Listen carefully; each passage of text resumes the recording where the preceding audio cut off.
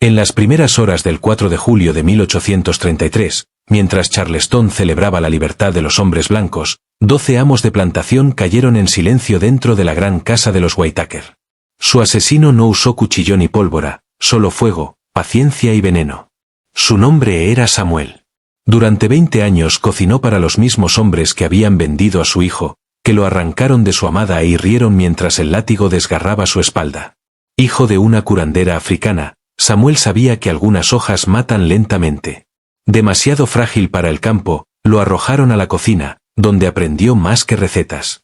Aprendió a escuchar, a esperar, a planear. Cada amo tenía un platillo favorito, una enfermedad secreta, un antojo fatal. Y Samuel lo recordaba. Durante 10 años sazonó su venganza en silencio. Y esa noche, mientras alzaban sus copas a la libertad, sirvió justicia en 12 platos. Cada bocado era una condena. Esta es la historia de un hombre que convirtió la cocina en un campo de batalla, que no huyó, que nunca imploró y que demostró que la memoria podía ser el arma más letal de un pueblo esclavizado. Los cuerpos aún estaban tibios cuando el sol se atrevió a salir. 12 hombres yacían tendidos sobre los pisos relucientes de la casa de la plantación Whitaker, rostros torcidos, mandíbulas trabadas, ojos vidriosos por el impacto de una muerte que jamás imaginaron. Algunos se desplomaron sobre las mesas de caoba fina, otros quedaron hundidos en las sillas que antes sostenían el peso de su arrogancia. Unos pocos intentaron arrastrarse, arruinando el suelo con vómito y bilis, llevándose las manos al cuello que ya no obedecía al aire. Afuera, la plantación se agitaba. Los esclavizados miraban desde las sombras. Silencio. Sin gritos, sin rezos, solo miradas. Ojos que hacía tiempo habían aprendido a hablar sin boca. Oyeron los gemidos en la noche. Vieron el parpadeo salvaje de las velas a través de los ventanales del gran salón. Olieron el hierro en el aire. No provenía de mosquetes ni de guerra, sino de adentro, de las entrañas de los hombres que se proclamaban dueños de almas. Y en el centro de todo estaba él. Samuel. Sin cadenas, sin látigo, sin sangre en las manos. Solo el aroma de canela, laurel y algo más. Algo que nadie podía nombrar, pero que cada esclavo sentía en los huesos. Ajuste de cuentas. No corrió. No gritó. Permaneció junto al fogón, el delantal aún atado, la espalda recta, los ojos fijos en nada y en todo al mismo tiempo. Las botas de un alguacil resonaron en el pasillo de mármol. Detrás de él, 3 ayudantes armados, con las manos temblando más de lo que admitirían. Los Whitaker no eran cualquier familia. Eran pilares, dueños de campos de arroz que se extendían por millas, de personas cuyos nombres habían quedado enterrados en libros contables y en cementerios sin cruces. Verlos así, convulsionando, babeando, despojados de su dignidad, era como ver al mundo tambalear. El alguacil alzó la voz. «Samuel, ¿fuiste tú?» Él no respondió, no pestañeó, pero algo cruzó su rostro. Un recuerdo, tal vez un nombre, una oración o las últimas palabras de la mujer que le arrebataron de los brazos. El alguacil se acercó más. «Habla». Aún nada. Pero en el silencio había trueno. No del cielo, despejado como hueso, sino de los años de gritos enterrados bajo ese mismo suelo. Uno de los ayudantes se atragantó con el olor. Otro murmuró, «¿Qué clase de enfermedad es esta?» Finalmente Samuel giró la cabeza. Lento, deliberado, y habló, «Murieron libres». Solo eso. Nada más. Y fue suficiente para helar la sangre de cada hombre con uniforme. Mucho antes de Charleston, mucho antes de las cadenas, el azúcar y los gritos, había un río y una mujer que hablaba su idioma. Se llamaba Neafoula. En la tierra donde el arco tallaba nombres en la madera y en la memoria, ella era una curandera, una mujer de raíces y ceniza, de silencio y remedio. Sus manos sabían cómo acunar el dolor y cómo enterrarlo. No solo trataba heridas, les hablaba. Susurraba a las hojas, hervía verdades en tés y mantenía un jardín donde ningún hombre se atrevía a andar descalzo. Samuel nació en la temporada del trueno, bajo un cielo que se quebraba como lo harían más tarde los látigos. No lloró al nacer. Neafoula dijo que eso significaba que ya había escuchado al mundo y no lo había encontrado digno. Era un niño pequeño, frágil de huesos, veloz de mente. Mientras los otros muchachos peleaban y corrían, Samuel observaba. Memorizaba. Escuchaba a los ancianos hablar sobre cortezas que podían detener un corazón en 4 latidos.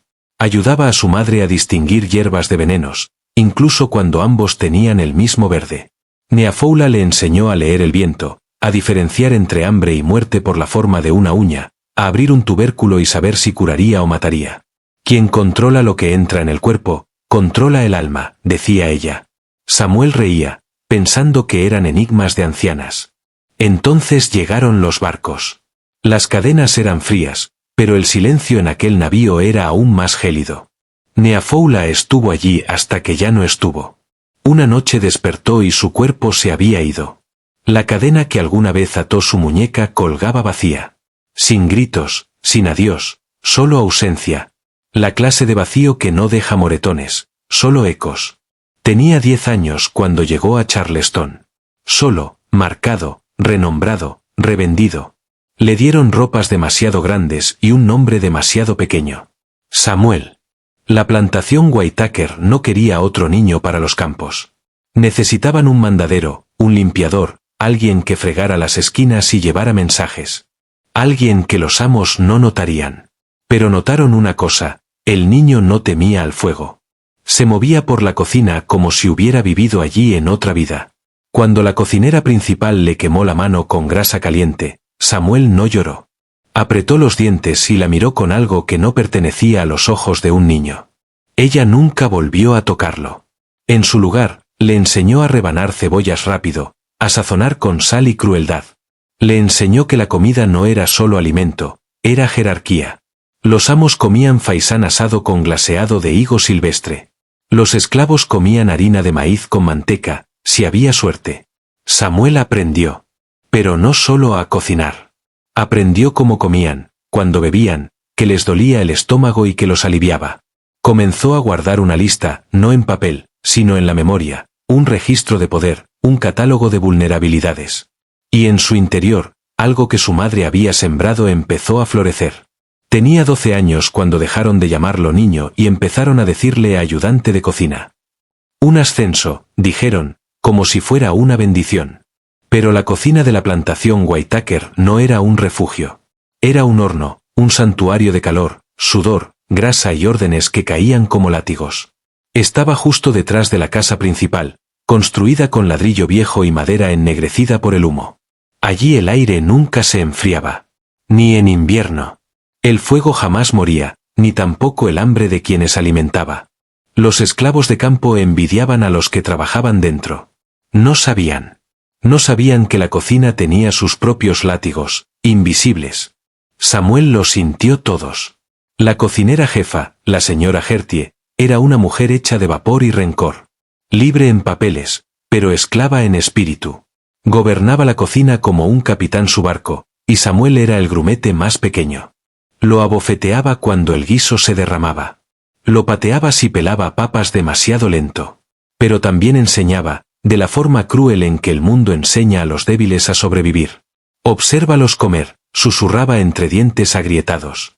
Te muestran quiénes son con cada bocado. Y Samuel observaba. Observaba cómo el amo Edwin Whitaker masticaba demasiado del lado izquierdo, con la mandíbula derecha inflamada por una caries que nunca sanaba. Observaba cómo el señor Lambert, del río abajo, debía beber vino tibio antes de cenar o su estómago se cerraba. Observaba cómo el juez Harley siempre dejaba intactas las remolachas en vinagre. Alérgico, decía, orgulloso. Samuel lo recordaba todo.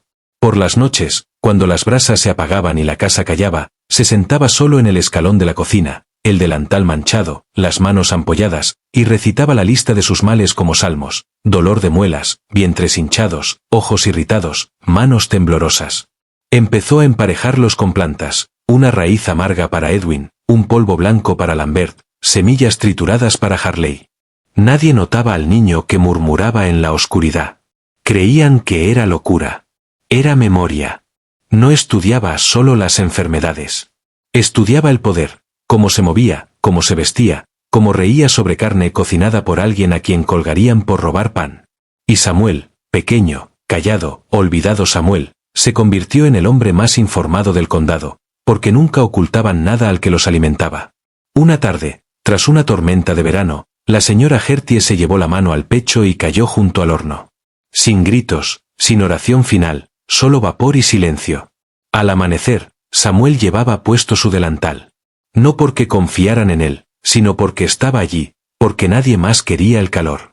Y desde ese día, él sirvió la comida a los amos.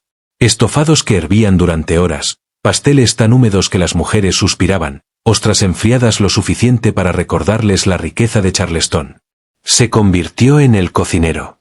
El que removía con cuidado. El que sabía lo que les gustaba y, más importante, lo que temían. Su nombre era Adira. Significaba fuerte en la lengua de su madre, y la fuerza era lo único que le quedaba. Llegó a la plantación Whitaker en temporada de lluvias, cuando los arrozales se inundaban y los mosquitos volaban como fantasmas. Tendría quizá 16 años, tal vez más. Nadie lo sabía. Piel del color de la corteza de canela, ojos que se negaban a bajar, incluso cuando el capataz gritaba. Samuel la vio por primera vez desde la ventana de la cocina. Llevaba un saco de grano en la espalda, descalza en el lodo, sin tropezar. Las otras muchachas rieron a escondidas. No va a durar. Pero duró. Y no se dobló. Adira fue asignada al cobertizo de secado, donde separaba arroz y quebraba cáscaras. Sus manos sangraban todos los días.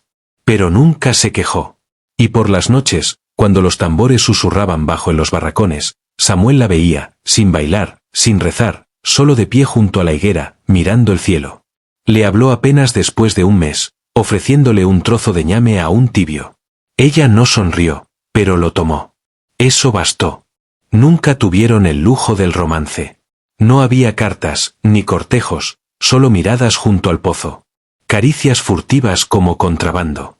Susurros compartidos en la oscuridad. Él le habló de su madre. Ella le contó de un hermano vendido en Georgia. Ambos cargaban heridas invisibles. Y una noche, bajo los aleros de la cocina durante una tormenta, ella le susurró al oído, creen que somos tierra, pero recordamos el cielo. Samuel no durmió esa noche. No por los relámpagos, sino porque por primera vez sintió algo distinto al odio en su pecho. La encontraron 2 semanas después. No muerta, no golpeada, simplemente desaparecida. Vendida a una plantación azucarera en Luisiana. Sin aviso, sin despedida, solo un nombre tachado en el inventario de los Whitaker. Samuel preguntó al capataz por qué. No baja la mirada cuando habla, dijo. El orgullo no recoge arroz. Samuel guardó silencio 2 días, y al tercero empezó a reunir cosas. Un moho especial de los barriles de arroz, una corteza que se tornaba negra al secarse, una raíz que olía a hierro al machacarla. Las molió con una piedra, lento y en silencio. Marcó una pequeña bolsa y la enterró bajo la higuera. Sin palabras, solo el acto. El inicio de algo que tardaría 10 años en completarse. Esa noche cocinó como siempre. Estofado de cerdo con tortas de maíz. El señor Whitaker se chupó los dedos y lo llamó divino. Samuel no pestañeó, no se inmutó, pero por dentro hervía. La venganza no madura rápido. Debe cultivarse. Como el arroz, como la podredumbre. Samuel lo sabía. No tomó el primer frasco ni el primer cuchillo. Esperó. Esperó mientras pasaban los años, como cuervos, negros, pacientes, siempre observando. Esperó mientras otros nombres eran tachados en los libros, mientras nuevos amos venían a beber, a comer y a hablar de libertad mientras apretaban más las cadenas. Y mientras ellos reían, él estudiaba. Empezó con libros, de cocina, sí, eso se esperaba, pero también de agricultura, páginas robadas de estantes de médicos. Al limpiar las habitaciones de huéspedes, tomaba prestados los papeles olvidados por los visitantes de los Whitaker, recetas para la digestión, remedios para dolores de cabeza, venenos confundidos con curas. Luego vino el jardín. Todas las plantaciones tenían uno, menta, salvia, romero, tomillo para el té o el pollo. Pero escondido detrás de la cocina, donde la tierra era oscura y húmeda, Samuel sembró el suyo. Belladona, ricino, cicuta y, sobre todo, la adelfa, una asesina hermosa, hojas como seda, flores como sangre. Una sola hoja machacada podía detener un corazón en menos de 1 hora, pero solo si se preparaba bien. Probó con cuidado. Una rata perdida en la cocina. Un perro cruel que nadie extrañaría. Cada muerte estudiada, cada efecto registrado, no en papel, sino en memoria. Ajustaba las dosis como un maestro afinando un instrumento. Ni muy rápido, ni muy lento. El objetivo siempre era el mismo, una muerte disfrazada. Y entonces llegó la lista. 12 nombres. Todos visitantes habituales de la hacienda Whitaker. Todos hombres que habían alzado látigos, firmado ventas, sonreído mientras arrancaban niños de los brazos de sus madres. Cada nombre emparejado con una debilidad, una preferencia culinaria, una causa de muerte que no levantaría sospechas. El juez Harley, aficionado a los higos confitados, con historial de desmayos. El reverendo Cole, alérgico a los mariscos, siempre enfermo por voluntad de Dios. El amo Edwin Whitaker, con úlceras, hígado inflamado y adicción a las carnes grasientas. Samuel los anotó a todos, no con tinta, sino con disciplina. Por las noches se arrodillaba junto al fogón, fingía revolver la sopa y murmuraba la secuencia en voz baja. 12 invitados, 12 platos, 12 despedidas. Uno por Adira, uno por su madre, uno por el muchacho que se ahorcó en el granero después de que le arrebataran a su hermana, uno por la joven que murió desangrada en el parto mientras la señora se quejaba de las sábanas. Cada platillo llevaría un recuerdo, cada bocado un grito silenciado. En esa lenta y cuidadosa preparación, Samuel dejó de ser solo un cocinero. Se convirtió en un arma afilada no con acero, sino con silencio, ciencia y tiempo. No necesitaba papel, los nombres vivían en él como cicatrices antiguas. Cada hombre, cada invitado, cada villano que pisó la hacienda Whitaker había sido medido, no por su riqueza ni por sus títulos, sino por sus debilidades. Samuel los había observado durante años, como un halcón acecha antes de lanzarse en picada. No solo lo que comían, sino cómo masticaban, que les revolvía las entrañas, que les robaba el sueño. Sabía que Edwin Whitaker, señor de la plantación, tenía el hígado enfermo y una glotonería por la grasa de cerdo. El hombre sudaba durante las comidas y resollaba al dormir. Samuel eligió entonces un plato espeso y grasiento, panceta de cerdo cocida a fuego lento, sazonada con hojas trituradas de adelfa. El amargor se perdería en la grasa, pero el veneno no. Se deslizaría en la sangre de Edwin como una llama silenciosa. El juez Harley, quien una vez dictó que una esclava había provocado su propio sufrimiento por ser desobediente, adoraba los higos confitados. Los sumergía en brandy y chupaba la dulzura de sus dedos. Samuel aprovechó ese gusto. Hirvió dedalera en el almíbar de los higos, dejando que su beso fatal impregnara la fruta. El viejo moriría con una sonrisa en los labios y veneno en las venas. El reverendo Cole fue el siguiente. Predicaba salvación y orden divino mientras azotaba a los niños por derramar agua. Evitaba los mariscos, decía que le daban visiones, pero amaba todo lo cremoso. Samuel mezcló extracto de ricino en la crema espesa de su sopa de ostras, sabiendo que, para cuando el reverendo sintiera el fuego en sus entrañas, ninguna oración lo salvaría. Uno por uno los recordó. El señor Lambert, con su vientre hinchado y aliento a Bourbon, que había roto las costillas de un esclavo por cantar demasiado alto. Samuel añadió un toque de acónito a su bebida, enmascarado por el ahumado de su whisky favorito. El coronel Besley, que escupía tabaco sobre las espaldas de los hombres arrodillados, encontró su último cigarro cargado con acónito azul. Nunca lo sospechó. El señor Brise, banquero que compraba bebés como ganado, exigía leche en cada comida a pesar de que le destrozaba el estómago. Samuel le dio lo que pedía con una dosis de belladona. Murió solo, con los pantalones abajo, en una letrina que antes negaba a los esclavos. Y hubo otros, el joven Beach, un borracho que marcaba mujeres con hierro por diversión, y el doctor Miles, un médico que juraba que la piel negra sentía menos dolor. Samuel eligió sus venenos con cuidado, Yu para Beach, cicuta para el doctor, sutiles, indetectables y justos. 12 hombres, 12 males, 12 últimas comidas. Ninguno reparó en el cocinero. Ninguno notó cómo revolvía la salsa una vez más, ni cómo tocaba cada plato como un sacerdote dando la extrema unción. Para ellos, seguía siendo Samuel, callado, leal, invisible. Pero para los espíritus que observaban desde los campos, desde las cadenas, desde las tumbas sin nombre, él se estaba convirtiendo en otra cosa. La mano de los ancestros, un cuchillo con forma de hombre, un cocinero que no preparaba un banquete, sino un ajuste de cuentas. Y la mesa ya casi estaba servida. Era el 4 de julio de 1833. Las estrellas sobre Charleston parpadeaban detrás de nubes densas, como si ni el cielo quisiera presenciarlo. En la hacienda Whitaker, los campos de arroz ondeaban pesados y llenos, y los mosquitos ya mordían. Pero dentro de la gran casa, el aire rebosaba de risas, música y arrogancia. 12 hombres, vestidos con el lino más fino y reluciendo con el oro comprado con sufrimiento ajeno, se reunieron alrededor de una mesa más larga que cualquier familia que jamás tendrían. Samuel permanecía en el umbral de la cocina, inmóvil como piedra. Había madrugado, con las manos firmes y la mirada hueca. Los platillos estaban planeados como un sermón, cada especia, una escritura, cada plato, una profecía. La panceta de cerdo para Edwin brillaba glaseada y caramelizada. La conserva de higos para el juez resplandecía como ámbar. La sopa de ostras del reverendo Cole humeaba suavemente en un cuenco de porcelana. Cada plato en su lugar. Cada utensilio reluciente. La mesa parecía divina. Y Samuel sonrió, no porque sintiera alegría, sino porque el mundo al fin se equilibraba, aunque fuera solo por un instante. Cuando los invitados tomaron asiento, el tintinear de la plata contra la porcelana sonó como campanas diminutas de fatalidad. Por la libertad, dijo uno. Por el espíritu americano, dijo otro.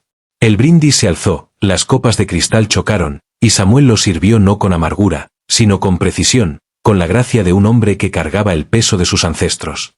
Se movió en silencio de plato en plato, inclinándose apenas como siempre. Nadie notó el destello en sus ojos. Nadie preguntó por qué sus manos no temblaban. Comieron. Oh, cómo comieron. Primero llegó el placer, la dulzura, la grasa, la sal bailando en sus lenguas. Después vino el silencio. Un silencio largo y frío, del tipo que se arrastra desde los bordes de la sala y se enrosca alrededor del corazón. Empezó con el juez Harley. Soltó el tenedor, sus dedos se encogieron, su boca intentó formar palabras, quizás un versículo, quizás miedo, pero solo espuma respondió. Luego el reverendo. Se sujetó el vientre y se recostó, ojos desorbitados, su cuchara cayó al suelo. Edwin Whitaker se levantó jadeando, el rostro empapado en sudor. Buscó agua, aire, lo que fuera, pero no encontró nada. Sus labios se tornaron azules. Cayó sobre su plato. El caos estalló. Las sillas rasparon. Los hombres gritaron. Uno se arrastró hacia la puerta. Otro vomitó sangre en una servilleta cosida por manos esclavas. Samuel no se movió. Permaneció junto al fogón, mirando el fuego detrás de él, proyectando sombras largas. Para ellos seguía siendo el cocinero, el sirviente, pero para sí mismo ya era libre. Uno de los invitados, con el rostro pálido de terror, señaló, «¿Tú, qué hiciste?» Samuel alzó los ojos, sereno, frío. «Recordé», dijo. Y en ese momento, ninguno de ellos entendió lo que quería decir, pero lo sintieron. El peso de cada latigazo, de cada nombre robado, de cada niño arrancado, de cada grito silenciado. No huyó. Cuando llegaron los alguaciles, él seguía allí, con el delantal limpio, la mirada afilada, rodeado de cadáveres. Les había servido la última cena y los había visto tragar justicia. El primero en caer no hizo ruido.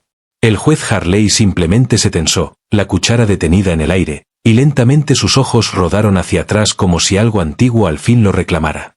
Se desplomó sobre sus higos confitados, la dulzura mezclándose con espuma en las comisuras de su boca. La sala quedó en silencio solo por un segundo. Luego el reverendo Cole comenzó a gemir. Su silla se arrastró hacia atrás mientras se sujetaba el vientre. El rostro enrojecido y perlado de sudor. Volcó su copa al intentar levantarse, luego se desplomó sobre ella, temblando como un hombre poseído. El coronel Besley se levantó tosiendo con violencia, la sangre manchando su cuello de lino. Algo anda mal, alcanzó a jadear. Pero nadie escuchó. Todos lo sentían ya, un nudo en la garganta, un retorcimiento en el vientre, un temblor detrás de los ojos. Uno a uno, los amos fueron cayendo. El señor Brise se tambaleó hacia la chimenea, tropezando con un banquillo, vomitando una masa oscura y aceitosa mientras avanzaba. Gritó por un médico y luego cayó, golpeando el suelo con un crujido que silenció incluso a los músicos de afuera. Nathaniel Beach derribó un candelabro al intentar huir. Logró llegar al pasillo antes de desplomarse, jadeando, convulsionando como un pez moribundo, su camisa blanca manchada de vino y bilis. El doctor Miles, de todos los hombres, debió reconocer las señales, pero sus manos temblaban demasiado para hacer algo. Miró alrededor, con los ojos desorbitados de horror e incredulidad. «Veneno», susurró ronco. «Nos han», y se desplomó. El pianista afuera dejó de tocar. La risa se desvaneció. Alguien gritó. La hacienda Whitaker, antes un monumento al orden sureño, se convirtió en ruina en cuestión de minutos. Y a través de todo ello, Samuel permaneció inmóvil. No se movió cuando suplicaban, no habló cuando arañaban las tablas del suelo. Observaba como un hombre que ve morir las malas hierbas después de años de sembrar. Habían comido bien. Murieron peor. El señor Lambert intentó llegar al porche. Su cuerpo quedó colapsado a la mitad, medio dentro, medio fuera, como si hasta la casa lo rechazara. Wesley Grant, el cazador de esclavos, murió más lento. Sus manos se extendieron hacia Samuel, suplicantes. Por favor, ¿qué hice yo? Samuel lo miró. Una sola vez. Olvidaste, dijo. Charles Tilling, el callado, el susurrador, intentó arrastrarse. Su boca se movía, pero no salía sonido. Miró a Samuel con ojos vidriosos, como si de pronto lo viera por primera vez. Demasiado tarde. La casa gemía bajo el peso de los muertos. Cuando los alguaciles llegaron, los cuerpos ya estaban fríos. 12 hombres yacían esparcidos sobre suelos pulidos y sillones de terciopelo. El aire apestaba a enfermedad, humo y algo más pesado. Retribución. Samuel seguía con su delantal, de pie. Lo sujetaron con brusquedad, le pusieron grilletes y lo arrastraron por los mismos pasillos donde antes había servido pato asado y vino especiado. Le preguntaron por qué. No dijo nada. Lo amenazaron. Sonrió. Uno de los alguaciles, joven y pálido, no pudo mirarlo a los ojos. «¿Por qué harías esto?», preguntó con voz temblorosa.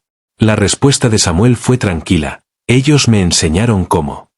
Lo vistieron con una tosca camisa blanca para el juicio. Dijeron que era por decencia, como si en ese lugar alguna vez hubieran conocido esa palabra. El tribunal de Charleston se erguía como una catedral de podredumbre. Columnas blancas, ladrillo rojo, historia negra sangrando entre el mortero. Lo sentaron en el centro, no en el banquillo, sino en un taburete de madera demasiado bajo para conservar dignidad. El público llenaba cada banco, terratenientes, capataces, amas de casa con velos de luto. Incluso aquellos que nunca habían pisado una plantación fueron a ver al cocinero que se atrevió a envenenar a los dioses del sur. Pero Samuel no los veía. Veía la sombra de las manos de su madre moliendo hierbas a la luz del fuego. Veía la sonrisa de Adira antes de ser vendida. Veía al muchacho que se quitó la vida después de que la hija del amo llorara al lobo. Veía memoria, no hombres. El fiscal lo llamó diabólico. Asesinato premeditado. Escupió los nombres de 12 hombres honorables. Presentaron las notas del forense, vagas, temblorosas, que daban vueltas alrededor de la palabra veneno sin atreverse a confirmarla. Nadie podía explicar cómo 12 hombres habían caído en la misma noche, en la misma mesa, con 12 síntomas distintos, a menos que el mismo diablo hubiera entrado a la cocina. Pero ellos sabían la verdad. Testigos hablaron. La criada dijo que Samuel siempre fue callado. El mozo de establo dijo que era raro, que siempre observaba. Un jornalero dijo que lo oyó susurrar nombres en la oscuridad. Incluso el carnicero declaró que era demasiado listo para el color de su piel. Samuel nunca habló. Ni una vez. Ni cuando el juez exigió confesión, ni cuando le ofrecieron un sacerdote, ni siquiera cuando llevaron los delantales manchados de sangre y los tendieron en el suelo como cuerpos. Solo se quedó sentado, la espalda recta, los ojos fijos al frente, como si la sala no mereciera ser vista. Un jurado lloró cuando se leyó el veredicto. No por Samuel, sino por el mundo que había quedado abierto en dos. Culpable. La sentencia, muerte por ahorcamiento, en público, para que otros aprendieran el precio de la venganza. Pero lo habían entendido al revés. Samuel no había actuado por venganza. Había actuado por memoria. La multitud quería ver rabia en él, o tristeza, o súplica. Les dio silencio.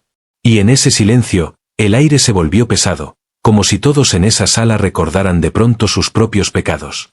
Cuando los guardias vinieron a llevárselo, el juez hizo una última pregunta. ¿Por qué? Solo eso. ¿Por qué? Samuel levantó la vista por primera vez y susurró, para que nunca se sientan seguros otra vez. La mañana del 5 de julio de 1833, el aire cargaba un frío leve, como si el mundo dudara en hablar. La plaza frente al tribunal de Charleston latía con una anticipación silenciosa. Aún brillaban los faroles en las ventanas, su luz ámbar temblando sobre los rostros blancos apretados contra las barandas de hierro. Comerciantes rondaban con sus carros, niños se encaramaban sobre hombros. El murmullo corría como moscas en el calor sofocante antes del ritual. Incluso el predicador estaba junto al cadalso, una mano sobre la Biblia, la otra jugueteando con la soga que colgaba de su brazo. En el centro estaba Samuel, erguido con su camisa blanca y tosca, la misma que los guardias lo habían obligado a vestir por decencia. Cada hilo se sentía extraño sobre su piel, pero la llevaba como armadura. Sus muñecas desnudas estaban encadenadas, pero su postura no se doblaba. En su rostro no había ni miedo ni arrepentimiento, solo una quietud que hablaba más fuerte que cualquier discurso. El sheriff subió los escalones lentamente, sus botas pesadas marcando cada latido. Aclaró su garganta. La cuerda colgante crujió suavemente, lista para tocar su nota final. Samuel Whitaker, empezó el sheriff, con la voz temblando bajo el peso de la ley. Por el asesinato de 12 hombres mediante envenenamiento, el día 4 de julio de 1833, se te condena a muerte por ahorcamiento público. Un murmullo recorrió la multitud. Algunos lanzaron maldiciones, otros asintieron como si cerraran un contrato demasiado tiempo pendiente.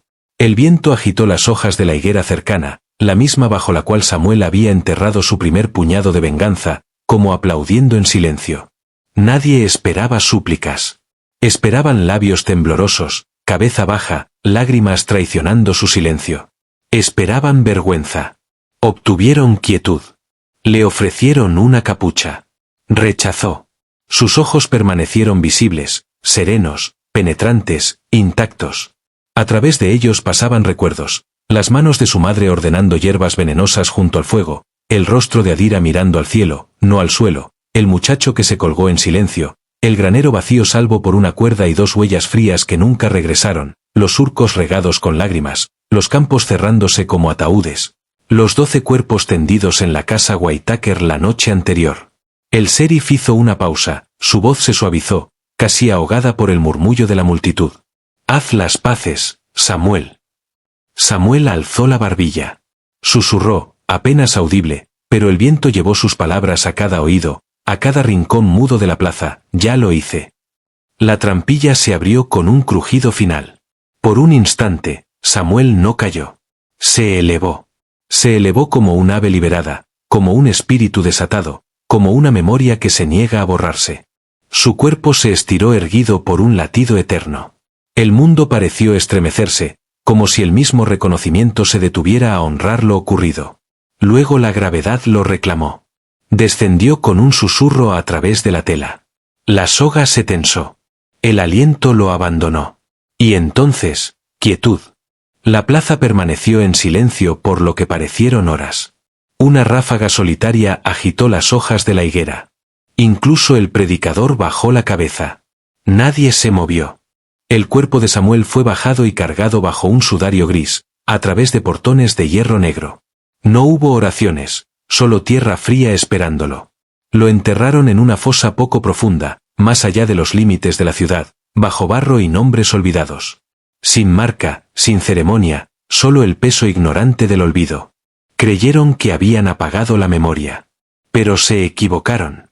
La noticia corrió primero por los barracones, luego por senderos susurrados, río abajo hasta las plantaciones azucareras de Luisiana, río arriba hasta los campos de tabaco de Virginia, y cruzando fronteras hasta las cocinas de Georgia. Los cocineros esclavizados hablaban de él como si aún estuviera presente junto al fogón. Decían que revolvía la justicia en los platos. Que servía en la mesa el lenguaje de sangre de su padre. Ahora era sabor y era miedo. Los susurros se volvieron leyendas. Comidas cocinadas atadas a relatos de venganza. En Virginia, un cocinero se negó a servir la cena y esa misma noche quemó la despensa, negándose a alimentar a los amos una última vez. En Luisiana, 3 hombres fueron encontrados espumando en su sueño, bajo sábanas blancas, la puerta de la cocina atada desde dentro. En Georgia, un niño fue sorprendido dibujando una soga y debajo 12 nombres. Sin palabras, solo iniciales grabadas. Decían que el fantasma de Samuel caminaba por las cocinas de noche, con túnicas de humo arrastrando tras él, manos aún manchadas de justicia. Y que la higuera, en la primavera después de su muerte, floreció con flores rojas intensas, aunque jamás había sido cuidada, ni regada, ni llorada. Como si sus raíces hubieran absorbido sangre en lugar de agua. Decían que Samuel no murió. Se convirtió en otra cosa. Un sabor tan punzante como el laurel, tan amargo como la cicuta, tan frío como la raíz de Caster. Un susurro detrás de la estufa, recordando que el conocimiento es poder y que el silencio puede ser más filoso que el acero. Una advertencia para quienes creen poseer cuerpos, lenguas, mentes, campos. En los años siguientes, la paranoia se extendió entre la élite esclavista como fiebre. Sospechaban de cada cocinero, cada sirviente, cada niño que rechazaba un plato. Nadie confiaba en la cocina. Nadie confiaba en su propio apetito. En Charleston, un comisionado escribió: el banquete fatal en la casa Whitaker abrió una herida que nunca sanó. Los cocineros se volvieron sospechosos y las comidas, temidas. Y era cierto. Algunos amos limitaron a los cocineros. Algunos hogares rechazaron por completo a personal negro.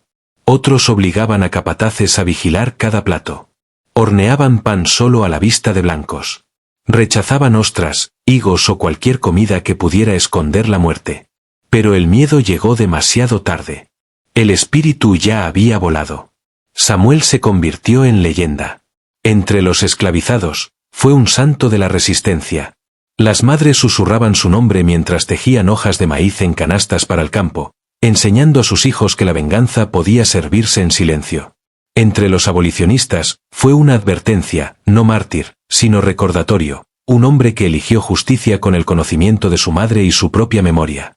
Entre la élite blanca, fue un cuento de fantasmas, un susurro vergonzoso. Narraban su historia en salones, no como historia, sino como advertencia. Él pudo haber sido cocinero, pero terminó siendo juez. Y ahora, cuando alzas una copa, ya sea en celebración, en brindis o en duelo, pregúntate, ¿qué estás brindando? ¿Qué violencia, enterrada bajo el azúcar, escondida en palabras, servida con una sonrisa, tuvo que ocurrir para que bebas libremente? ¿Qué gritos se volvieron condimento? ¿Qué debilidad se convirtió en tu mesa? Samuel, pequeño, aislado, etiquetado como invisible, transformó inteligencia, paciencia y conocimiento en el arma más letal. Demostró que la crueldad puede deshacerse con disciplina, que el silencio puede cargar un legado, que una comida podía ser un juicio. No buscó libertad. Buscó justicia, y la sirvió fría.